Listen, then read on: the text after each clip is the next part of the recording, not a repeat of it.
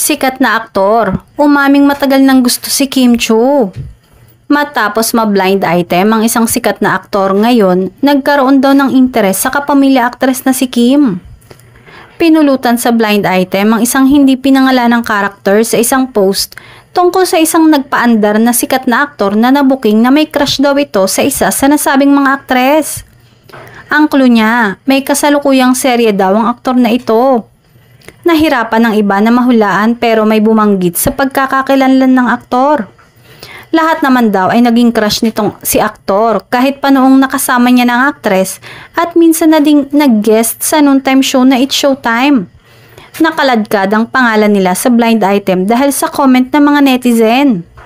Samut-sari ang pabida ng ilang netizen at komento na kaya ng sikat na aktor maging BMC role sa What's Wrong with Secretary Kim sa tunay na buhay. Hindi na nagbigay pa ng detalye ang nag-post at hindi naman ito kinumpirma kung ang kapamilya star na ito ay kapuso ba o nasa kapamilya network.